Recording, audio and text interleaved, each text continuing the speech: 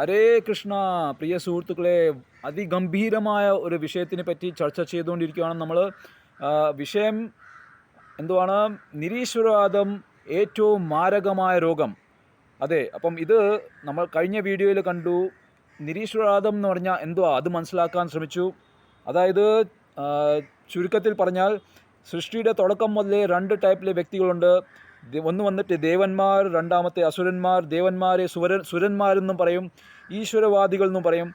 അസുരന്മാരെ നിരീശ്വരവാദികൾ എന്ന് പറയും. എന്നിട്ട് ദേവന്മാർ വന്നിട്ട് എല്ലായ്പ്പോഴും ഭഗവാൻ ശ്രീകൃഷ്ണനെ അല്ലെങ്കിൽ മഹാവിഷ്ണുവിനെ അവരുടെ നാഥനായിട്ട്, അവരുടെ യജമാനനായിട്ട്, അവരുടെ പരിപാലകനായിട്ട് അംഗീകരിക്കുകയും അവരുടെ നിർദ്ദേശങ്ങളനുസരിച്ച് കാര്യങ്ങൾ നിർവഹിക്കുകയും ചെയ്യുന്ന വ്യക്തികളാണ് ദേവതകൾ. നേരെ മറിച്ച് അസുരന്മാർ എന്ന് പറഞ്ഞാൽ അവർക്ക് ഈർഷ്യ കാരണം, ഭഗവാനോട് തന്നെ ഉള്ള ചെറിയൊരു അസൂയ കാരണം ഒരു ശത്രുഭാവമാണ് ഉള്ളത്. അവരുടെ ലക്ഷ്യം എപ്പോഴും ഭഗവാൻ ശ്രീകൃഷ്ണനെ അല്ലെങ്കിൽ മഹാവിഷ്ണുവിനെ ഇല്ലാതാക്കുക എന്നാണ് അവരുടെ ലക്ഷ്യം. ഇതിനു വേണ്ടി അവർ വേണമെങ്കിൽ വേറെ ദേവതകളെ പൂജിക്കുകയും ചെയ്യും. ഉദാഹരണത്തിന് ഹിരണ്യകശിപു ബ്രഹ്മാവിനെ പൂജിച്ചു, എന്നിട്ട് എന്താ ചെയ്തത്? മഹാവിഷ്ണുവിൻ്റെ എതിരെ പ്രവർത്തിച്ചു. വേറൊരു ഉദാഹരണം രാവണൻ മഹാദേവനെ പൂജിച്ചു, എന്നിട്ട് എന്തുവാ ചെയ്തത്?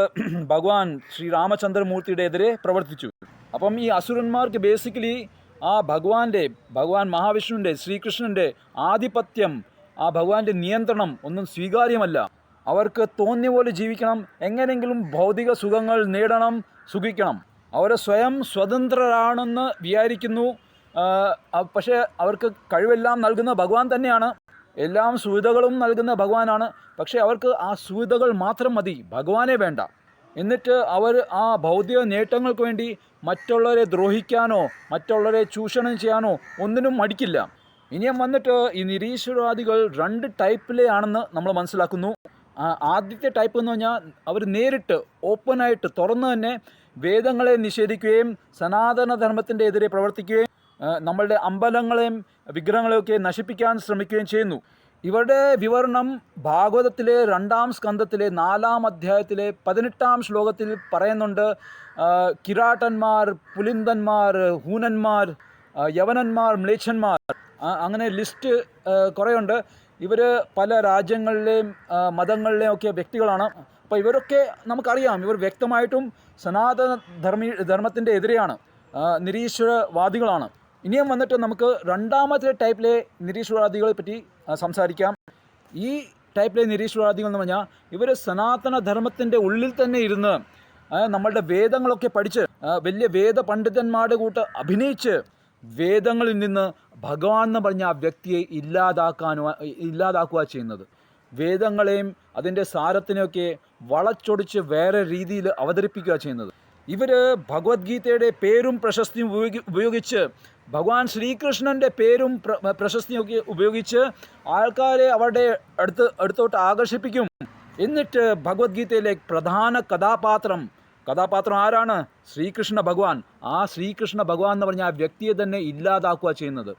അതായത് ഈ അസുരന്മാർ വളരെ തന്ത്രപൂർവം ഈ ഭഗവാന്റെ എതിരെ പ്രവർത്തിക്കുക ചെയ്യുന്നത്.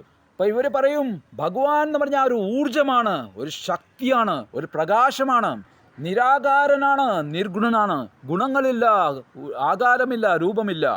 അപ്പോൾ ഇവർ പറയുന്നത് കൃഷ്ണനും രാമനും വിഷ്ണുവും ശിവനും എല്ലാം തന്നെ ആ ഊർജം, ആ പ്രകാശത്തിൽ നിന്ന്, ആ ബ്രഹ്മത്തിൽ നിന്ന് വരുന്ന രൂപങ്ങളാണ്. ആ ബ്രഹ്മം, ആ നിരാകാര ബ്രഹ്മം, അതാണ് പരമസത്യം. പരമസത്യം കൃഷ്ണ ഭഗവാൻ, ആ വ്യക്തിയല്ല. മഹാവിഷ്ണു എന്ന് പറഞ്ഞാൽ ആ വ്യക്തിയല്ല, ആ നിരാകാര നിർഗുണ ബ്രഹ്മമാണ്. അപ്പം നിങ്ങൾ തന്നെ ഒന്ന് ആലോചിച്ച് നോക്കൂ, ഒന്ന് പറയൂ, ഒരു പ്രകാശം അല്ലെങ്കിൽ ഒരു ഊർജത്തിന് ഒരു സോഴ്സ് ഇല്ലാതെ, ഒരു സ്രോതസ് ഇല്ലാതെ അസ്തിത്വം ഉണ്ടാവുമോ? അതായത് ഇപ്പം സൂര്യപ്രകാശം ഒരു ഊർജ്ജമാണ്. സൂര്യനില്ലാതെ സൂര്യപ്രകാശം ഉണ്ടാവുമോ? നമ്മുടെ ഹരേ കൃഷ്ണ പ്രസ്ഥാനത്തിൻ്റെ സ്ഥാപകാചാര്യനായ ഭക്തിവേദാന്ത സ്വാമി ശ്രീല പ്രഭുപാദർ പലപ്പോഴും പറയാറുന്നു, ശക്തി എന്ന് പറഞ്ഞൊരു സംഗതി, ശക്തിമാനില്ലാതെ ശക്തിക്ക് അസ്തിത്വമുണ്ടോ? Can energy exist without the energetic? പരബ്രഹ്മം എന്ന് പറഞ്ഞാൽ ആ വ്യക്തി, ആ പരമ വ്യക്തി ഇല്ലാതെ ബ്രഹ്മത്തിന് എന്തെങ്കിലും അസ്തിത്വമുണ്ടോ? പരമപുരുഷൻ, ആ പരമപുരുഷൻ ഇല്ലാതെ നമ്മളൊക്കെ പുരുഷന്മാർ, നമ്മളൊക്കെ വ്യക്തികൾക്ക് എന്തെങ്കിലും അസ്തിത്വമുണ്ടോ? അപ്പം ഭഗവാൻ ശ്രീകൃഷ്ണൻ 100ഓളം ശ്ലോകങ്ങളിൽ ഭഗവത്ഗീതയിൽ പറയുന്നു, അഹം അഹം സർവസ്യ പ്രഭോ മത്ത സർവം പ്രവർത്തത്തെ, ഞാൻ എന്നിൽ നിന്നാണ് എല്ലാം വന്നത്. പക്ഷേ ഈ കൂട്ടർ എന്തോ ചെയ്യുന്നത്, തന്ത്രപൂർവ്വം ഈ അഹംൻ്റെ അർത്ഥം അങ്ങ് മാറ്റും, അതിൻ്റെ വ്യാഖ്യാനം വേറെ അങ്ങ് മാറ്റും. അതായത് അഹം എന്ന് പറഞ്ഞാൽ അവിടെ കൃഷ്ണൻ ഉദ്ദേശിക്കുന്നത് കൃഷ്ണനല്ല, കൃഷ്ണൻ എന്ന് പറഞ്ഞാൽ വ്യക്തിയല്ല, പക്ഷേ ആ ബ്രഹ്മമാണ്, ആ ഊർജമാണ്, അല്ലെങ്കിൽ ആത്മാവാണ്, അങ്ങനെ വ്യാഖ്യാനിക്കും. എന്നിട്ട് പറയും അഹം ബ്രഹ്മാസ്മി തത്വമസി, ഞങ്ങളും ആ ബ്രഹ്മമാണ്. അപ്പം ശരിക്കും പറഞ്ഞാൽ കൃഷ്ണനും ബ്രഹ്മത്തിൽ നിന്ന് വരുന്നു, ഞങ്ങളും ബ്രഹ്മത്തിൽ നിന്ന് വരുന്നു. അപ്പം നമ്മളെല്ലാവരും ഒരേ നിലയിലാണ്. അതായത് ആ ഭഗവാന്റെ പരമ ഉന്നതമായ നിലയിൽ നിന്ന് ഭഗവാനെ മാറ്റി നമ്മളുടെ നിലയിലാക്കി സാധാരണയാക്കുക ചെയ്യുന്നത്. എന്നിട്ട് അവർ പറയുന്നത് എന്തുവാ, നമുക്കും കൃഷ്ണനാവാം, നമുക്കും രാമനാവാം, നമ്മളൊക്കെ ഒന്ന് ധ്യാനിച്ച് മെഡിറ്റേഷൻ ചെയ്ത് വികസിച്ചാൽ മതി, ഒന്നീ അശുദ്ധികളൊക്കെ ഒന്ന് മാറ്റിയാൽ മതി, നമ്മളും അങ്ങനത്തെ ആ നിലയിലെത്തും. അതായത് നമ്മളും നാരായണനാണ്. ഒരു പിടി മണ്ണ് പോലും ഉണ്ടാക്കാൻ പറ്റാത്ത കഴിവുള്ള നമ്മൾ ഭഗവാൻ ശ്രീകൃഷ്ണ ഭഗവാന്റെ തുല്യമാണെന്ന് പറയുന്നു. ആലോചിച്ച് നോക്കുക, എത്ര ധിക്കാരമാണ്. ഇവരൊക്കെ നരകത്തിൽ പോവും, പക്ഷേ അവരുടെ കൂടെ ഈ എത്രയും ആൾക്കാരെയും നരകത്തിൽ കൊണ്ടുപോവുക ചെയ്യുന്നത്. എന്നിട്ട് വന്നിട്ട് ഇവർ നമ്മളുടെ പുരാണങ്ങളെയും ഇതിഹാസത്തിനെയും ഒക്കെ തെറ്റായിട്ട് വ്യാഖ്യാനിക്കുക ചെയ്യുന്നത്. അതായത് പുരാണം എന്ന് പറഞ്ഞാൽ ശരിക്കും പുരാണ സമയത്ത് ശരിക്കും നടന്ന സംഗതികളാണ്. പക്ഷേ ഇവർ വേറെ രീതിയിൽ അവതരിപ്പിച്ച് ഇതിനെ കെട്ടുകഥയായി മാറ്റും. അപ്പം ഉദാഹരണത്തിന് ഇപ്പം മഹാഭാരത യുദ്ധത്തിൽ കുരുക്ഷേത്രത്തിനെ ഇവർ നമ്മളുടെ ഈ ക്ഷേത്രം, ഈ ദേഹം, ഈ ശരീരം, ഈ ക്ഷേത്രമായിട്ട് മാറ്റും. എന്നിട്ട് പഞ്ചപാണ്ഡവങ്ങളെ ഇന്ദ്രിയങ്ങളായിട്ട് മാറ്റും. അങ്ങനെ തെറ്റായി വ്യാഖ്യാനിക്കും. ഇനി മറ്റൊരു ഉദാഹരണം പറഞ്ഞാൽ നമ്മുടെ പുരാണത്തിൽ പാലാഴി കടലിനെ പറ്റി പറയുന്നുണ്ട്. അപ്പം ഇവർ പറയുന്നത് പാലാഴി കടൽ എന്ന് പറഞ്ഞാൽ അങ്ങനെ ഒരു കടലില്ല, പാലിൻ്റെ കടലില്ല. അതിൽ നിന്ന് ഉദ്ദേശിക്കുന്നത് എന്തുവാ, നമ്മുടെ മനസ്സാണ്. എന്നിട്ട് മന്ദാര പർവ്വതം എന്ന് പറഞ്ഞാൽ ബുദ്ധി, വിവേകമാണ്. എന്നിട്ട് പാലാഴി മദനം എന്ന് പറഞ്ഞാൽ ഈ മന്ദാര പർവ്വതം അല്ലെങ്കിൽ നമ്മുടെ ബുദ്ധി ഉപയോഗിച്ച് മനസ്സിനെ കടയുക, അതാണ് അതിൽ നിന്ന് ഉദ്ദേശിക്കുന്നത്. പക്ഷേ അതൊറ്റ തെറ്റാണ്. അതായത് നമ്മളുടെ ഈ ലോകത്തിൽ നമ്മളുടെ അനുഭവത്തിൽ ഇല്ലാത്ത പല കാര്യങ്ങളുണ്ട്. അപ്പം ചിലപ്പം നമുക്ക് വിശ്വസിക്കാൻ കുറച്ച് പാടായിരിക്കും. ഉദാഹരണത്തിന് ഇപ്പം നമ്മളുടെ ലോകത്തിൽ നിന്ന് ഒരു വ്യക്തി പോയി വേറൊരു ലോകത്തിൽ അവിടെ ശുദ്ധവെള്ളമേ ഉള്ളൂ. അപ്പോൾ അവിടുത്തെ ഒരു വ്യക്തിയോട് പറയുവാണ്, നമ്മളുടെ അവിടെ ഉപ്പിൻ്റെ വലിയൊരു കടലാണുള്ളത്, നിറയെ ഉപ്പ് വെള്ളമാണ്, 75% ഭൂമിയിൽ ഈ ഉപ്പ് വെള്ളമാണ് നിറഞ്ഞിരിക്കുന്നത്. അപ്പോൾ അവിടുത്തെ ആ വ്യക്തിക്ക് ആ അനുഭവം ഇല്ല. അപ്പോൾ അദ്ദേഹം വിശ്വസിക്കില്ല. അവർ പറയും അതേമാതിരി ഞങ്ങൾ എന്നെ മണ്ടനാക്കുക, ഇത്രയും ഇത്രയും ഉപ്പുള്ള കടൽ, അത് സാധ്യമേ അല്ല. പക്ഷേ നമ്മളൊരു കാര്യം മനസ്സിലാക്കണം, അനന്തമായ ആ സർവശക്തനായ ആ പരമപുരുഷനായ ഭഗവാൻ കൃഷ്ണന് അസാധ്യമായിട്ടൊന്നുമില്ല.